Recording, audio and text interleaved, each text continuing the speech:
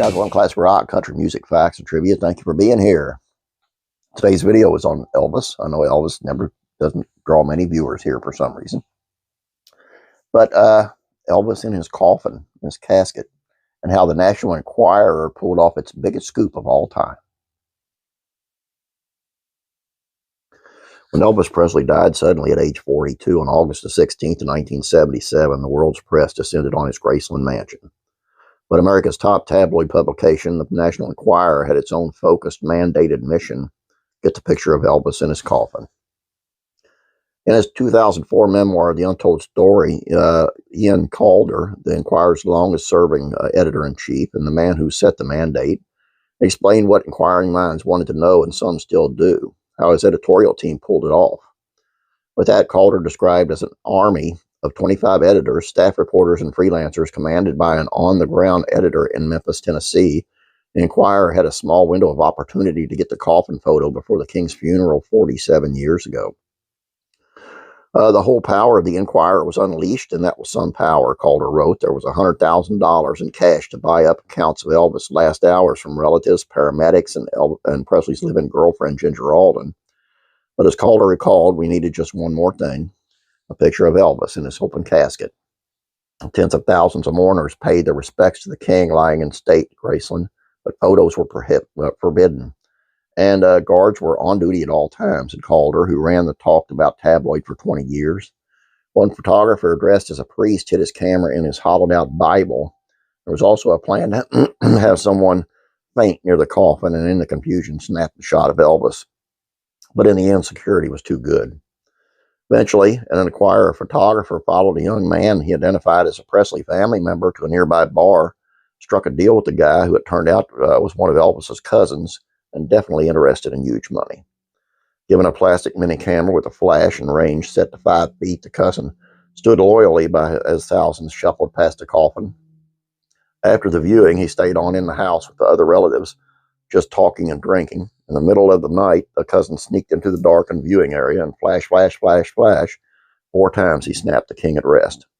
Calder described how the Presley relative and an uncle were immediately flown with the film by private jet to tiny Latina Airport near the Enquirer's southern Florida headquarters, and the nail-biting tension as the 4 frames were developed hung to dry and placed under an enlarger. He writes, frame 1, the cousin's blurry face. He had pointed the camera at himself. Frame 2, a picture of the chandelier hanging above the coffin. No sign of Elvis. Frame 3, bingo. Elvis' full face in the coffin, just like it had been shot by a professional. Frame 4, who cared after frame 3, but it was another good picture taken from the side of the casket showing Elvis in profile. The cousin and uncle were ecstatic when offered $18,000 for total copyright. So the historic Enquirer cover dated September 6, 1977, was created with the main headline, exclusive Elvis, the Untold Story. Beneath the headlines was our close-up of Elvis in peaceful repose in his casket with the underline, the last picture, wrote Calder. This was a blockbuster. Workers at our plant were taking copies home.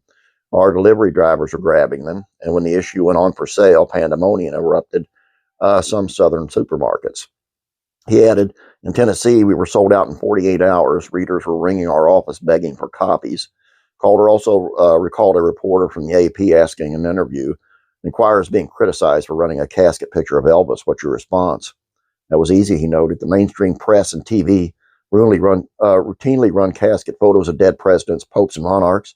Why not Elvis, I asked. He was the king to many Americans. The result was a sellout for the title with the cover price of 35 cents. A staggering 6.7 million copies sold, the biggest in Enquirer's history.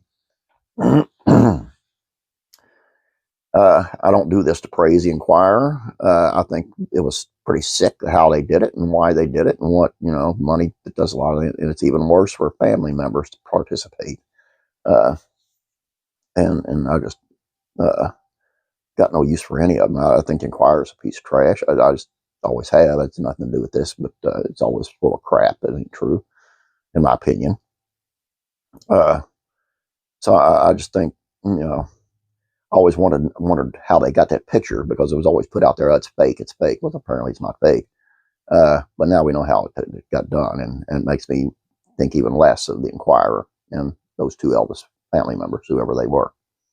All I got for you guys. I hope you enjoyed this. Please don't forget to subscribe. Please like this video. You guys have a great day. God bless you. And I'm praying for you.